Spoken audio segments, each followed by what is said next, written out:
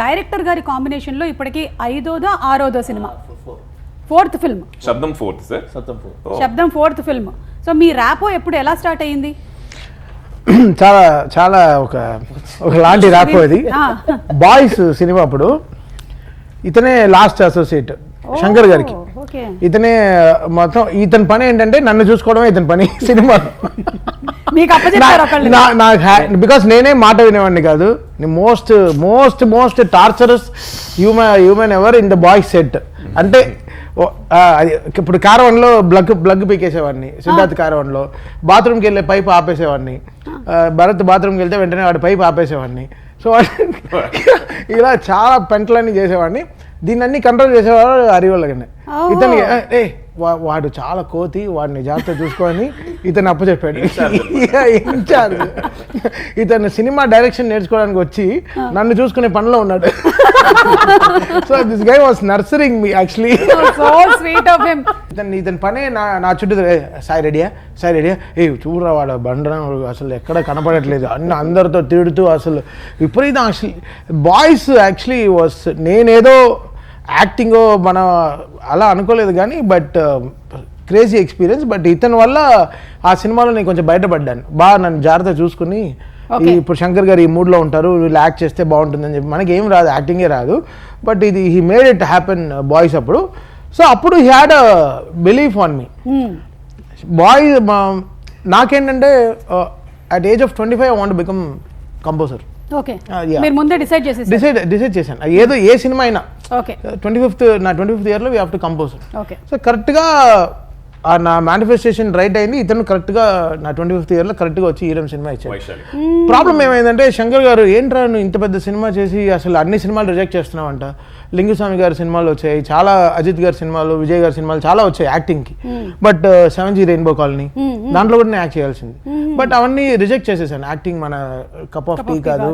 So ఎందుకో బాయ్స్లో ఏదో why Rahman గారు సో బిగ్, వై శంకర్ గారు సో బిగ్, వై రత్నం గారు సో బిగ్, రవి కే చంద్రన్ గారు. సో ఒక ఎక్స్పీరియన్స్ కోసం I went through boys. But తర్వాత చాలా సినిమాలు రిజెక్ట్ చేసేసాను. శంకర్ గారు 3-4 years తర్వాత కాల్ చేశారు, ఏంట్రా అన్ని సినిమాలు వదిలేసావంట, ఇంత లైఫ్ ఇచ్చి మాకు ఏం యూస్ అంటే I want become a music director sir. ఈ ముక్క నాకు ముందే ఎందుకు చెప్పలేదని అడగలేదు.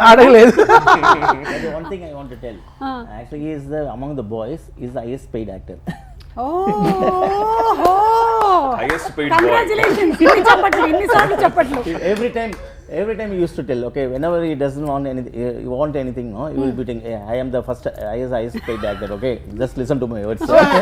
అదంతా మాకు చెప్పక్కర్లేదు కానీ హైయెస్ట్ పేడ్ అనేది తెలిసింది. సిద్ధార్థ్ గారికి నాకు అసలు పడదు. సిద్ధార్థ్ గారు వస్తాడనమాట, వచ్చి I'm hero, I'm the highest paid. నువ్వు హీరో అవుతే ఏంటి, హీరోయిన్ అవుతే నాకేంటి,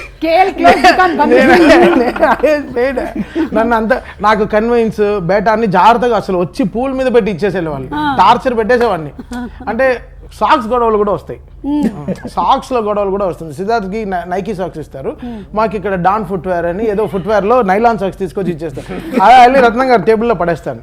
పడేసిన వెంటనే ఏంటమ్మా సాక్స్ పడేసా, సార్ వాడి డ్యాన్స్ ఆడేదే నేను ఆడుతున్నాను, నాకు వాడికి మంచి సాక్స్ నైకీ సాక్స్, నాకు నైలాన్ సాక్స్ ఇస్తే. సో ఈ ఫైట్స్ అన్ని భరించి జ్యూస్ మ్యాటర్, జ్యూస్ కూడా జ్యూస్ మ్యాటర్ సమ్ మ్యాటర్.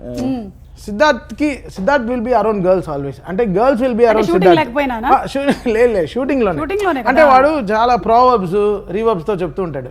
అంటే tomorrow Saturday, day after tomorrow Sunday, ఇలాంటివన్నీ చెప్తుంటాడు. సో వాడికి ఆ MBA స్టూడెంట్ కాబట్టి అందరు అమ్మాయిలు వాడిని చూస్తూ, వాడి మా షేర్ మార్కెట్ రేపు చాలా క్రాష్ అవుతుంది, బీ రెడీ. సో దాని తర్వాత నెక్స్ట్ సీన్ మీరు అందరూ ఎలా చేయాలి, మొత్తం ఎలా ఉంటుంది అక్కడ సిచ్యువేషన్ అని సిద్ధార్థ్ బాగా చెప్పేవాడు వీళ్ళందరికీ. సో నేను అసలు మాటే వినేవాడిని కాదు. నేను బాగా తినేసి వచ్చి ఫుల్ చెమటలతో నుంచునేవాడిని సెట్లో. ఒక్క వీడియో చెప్పేది నేను ఎందుకు విన్నా, జ్యూస్ కదా. సో నేను అబ్బాయిలతో ఉంటాను ఫుల్, బాయ్స్ మా అబ్బాయిలతో ఫుల్ అలా కూర్చున్నప్పుడు లక్ష్మణ్ అనేవాడు ఉండేవాడు. ఆడొచ్చి జ్యూస్ మాస్టర్ అనమాట టీంలో. ఆడు సడన్గా ఏమైంది, మంచి గాజులో పైన మూసి, గాజు గ్లాస్లో మూసి ఒక మోసంబి జ్యూస్ తీసుకెళ్తున్నాడు. నాకు వాడు వెళ్తున్నాడు, చూస్తూనే ఉన్నాను, ఎక్కడికి వెళ్తున్నాడు వీడు అని. చూస్తే వెళ్ళి సిద్ధార్థ్కి ఇస్తున్నాడు. ఓకే ఇప్పుడు నెక్స్ట్ రే నాకు జ్యూస్ పట్టరా అన్నాను.